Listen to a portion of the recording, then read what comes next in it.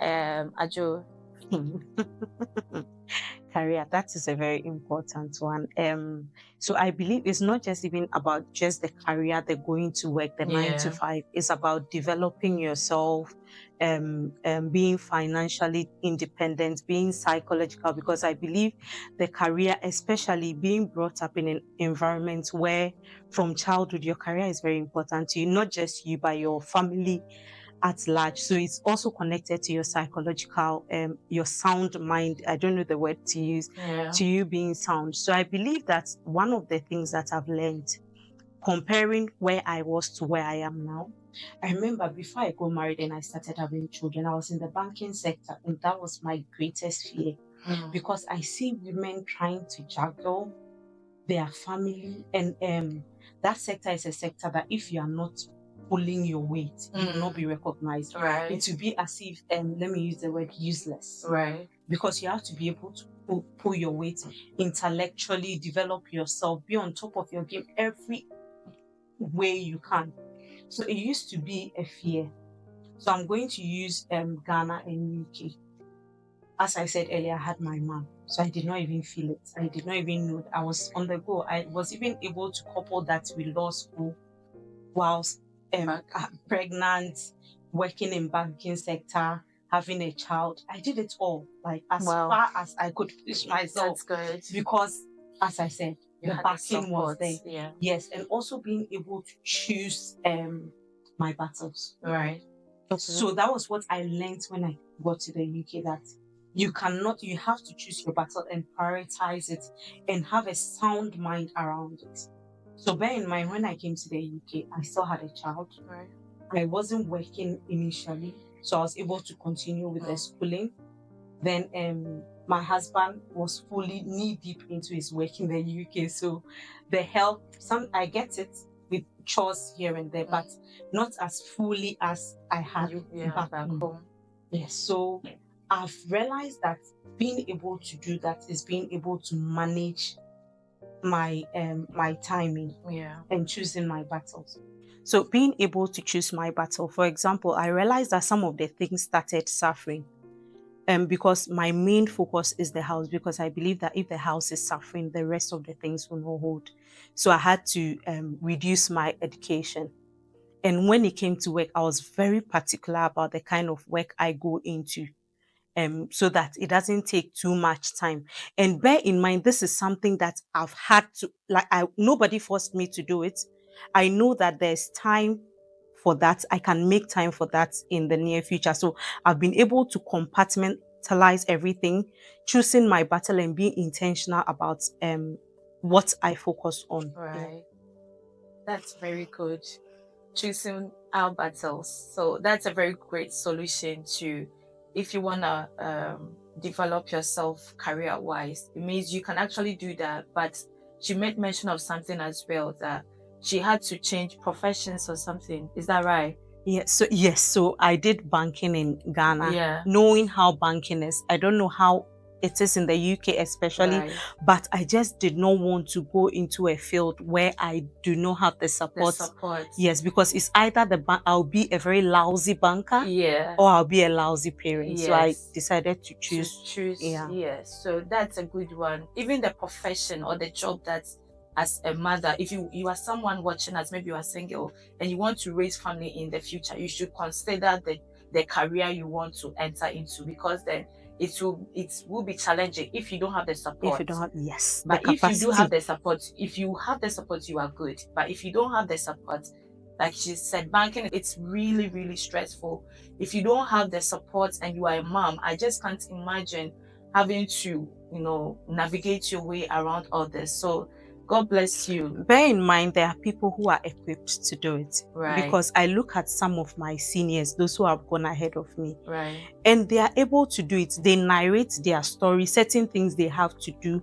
That's why I said that you have to be comfortable with whatever decision you have, and know the consequences of it before you go into. If you want to be an astronaut and work, however, maybe you are able to plan it and have peace within whatever your decision is. Yes. Yeah.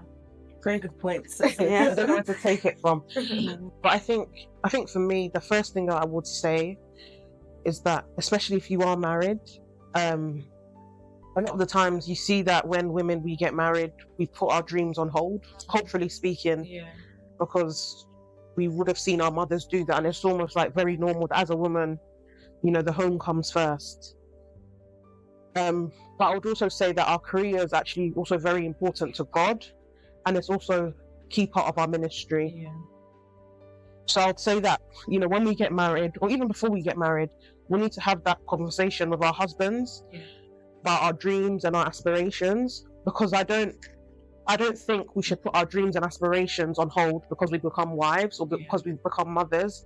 Because sometimes, later on down the line, you see, some of our mothers, their regrets, because they had so many dreams, they were very clever, but they had to put their lives on hold. And then you see that our fathers progressed more in their career. So I think that's the first thing I would say in regards to that. In relation to me, I think it's still a juggling act.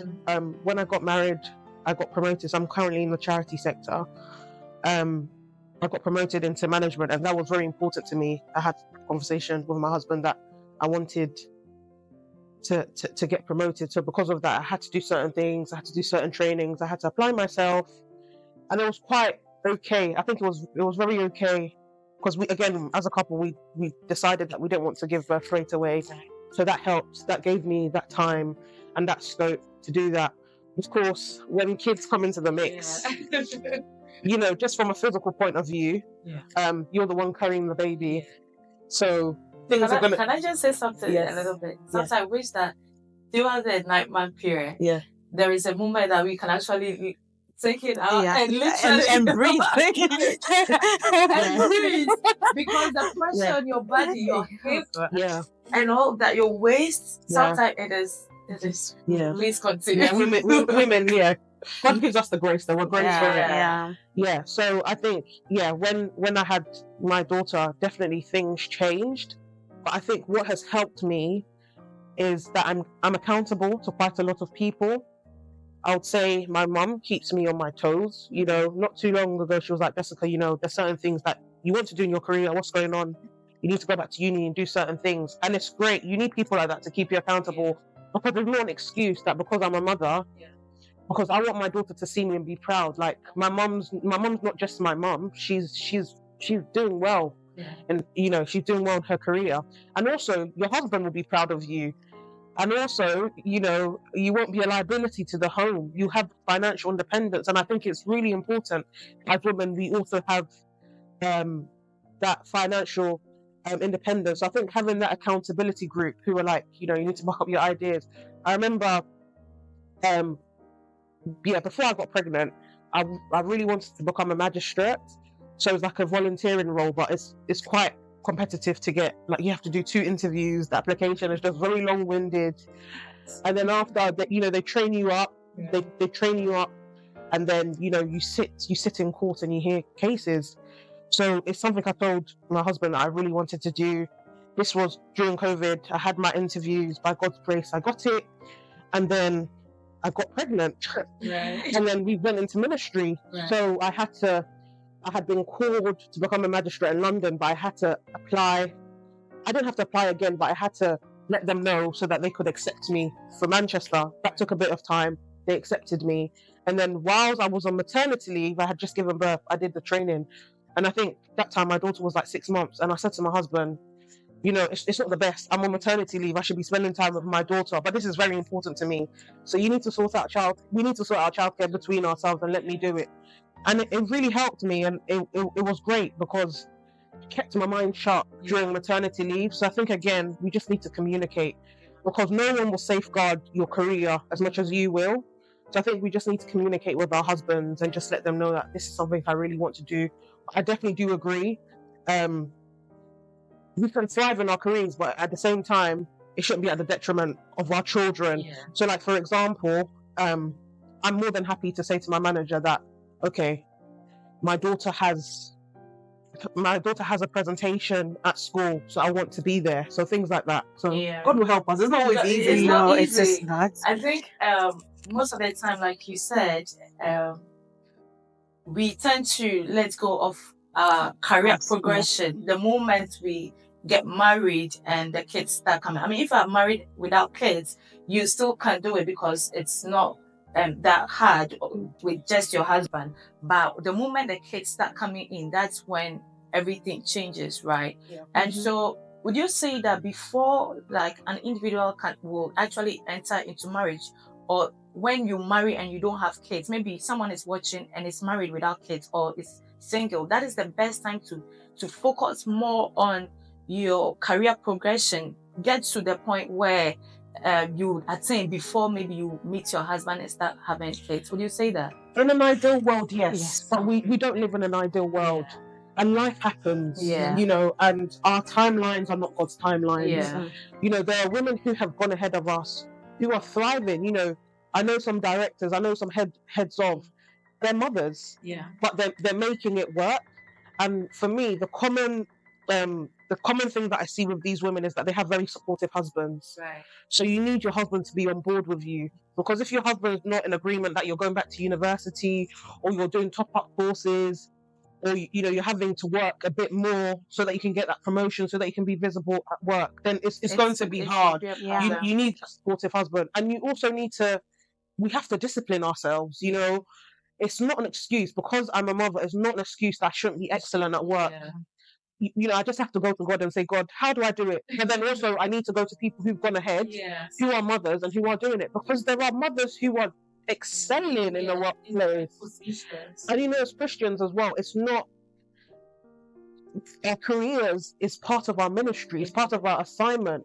So we have to work, we have to be employees, like the way we're serving the Lord, and be excellent. So it's doable. Yeah, I love what you said, and I agree with it. It's something I always say, because I'm a mom, it shouldn't be that maybe I'll go to work and I'm lazy because I have responsibilities at home. That is not an excuse. So as much as possible, I work, I give my best, I do my best. At home, I do my best wherever we find ourselves, because we are Christians, like you said, and our God is a God of excellence. And so whatever responsibility He has trusted in our hands, we are supposed to actually do it with perfection. Yeah, and He gives us the grace for it. Definitely. If we are willing. Yes. If we are willing. God is not a lazy person. He's not. I mean, sometimes I say, like, He used, out of the 7 days, He used 6 days. He could have used like 5 days to work.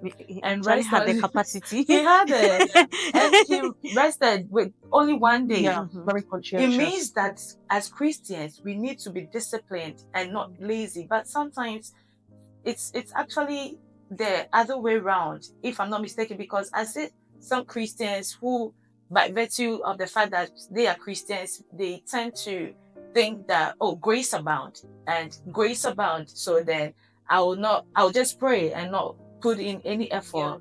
Have you got anything to say, guys, before we move on to the next one? If what I'll say to that person is that what keeps me going, first God, and imagining myself as an employer. Because I believe that we are all meant to be employers. That is what I believe. God has given us something. So imagine you are in that position and you have an employee like you. Would you be happy with it? Because the Bible also talks about it. The talents, when it was shared to people, those who hid theirs. So there's a repercussion for that. It is not just about your Christian life. Like First Lady said, it is your ministry. Your work is your ministry.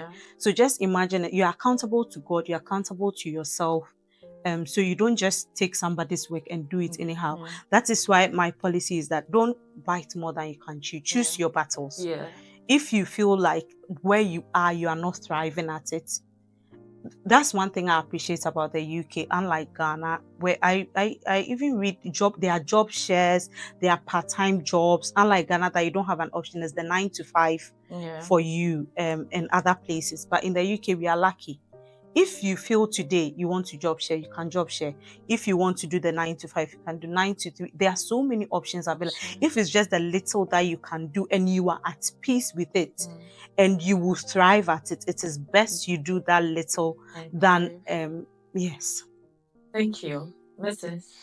Yes, it is true that grace abounds, but we live here on earth. And also, you know, in Genesis chapter 1, we're told that we're made in the image and likeness of God. So you are God's representative in your workplace. If you are being a liability to the team, if you're underperforming, if you're rude, if you're not being punctual, are you reflecting Christ's nature? Are you reflecting Christ's personality and who he is? And also, this is why I really thank God for our church and, what we're focusing on, our theme, that we've been unleashed. Yes. We've been unleashed into the world to live a life worthy of our calling. Mm-hmm. The way you're working, is it worthy for you to even say that you're Exactly. Christian? Because sometimes Yeah. sometimes you get Christian colleagues and they'll say things to you like, yeah, whilst I was meant to be doing something, I was praying. That's an error. Yeah. That's an error. You're not being spiritual because you're praying. Yeah. You're being paid to work. Yeah. You can pray on your lunch break. You can pray at home. Yeah. Why are you praying At work? So all these things, I think we need to get away from it. Yeah, and this is why we're seeing non-believers taking up big roles as CEOs, as directors, as heads of, because humanly speaking, they are disciplined. They are using those kingdom principles of excellence to dominate those positions. And when they're in those positions, they're the ones making decisions. They're the ones shaping our economy. Yeah. They're the ones shaping our organizations. So I think Christians, we need to rise up. We need do to better.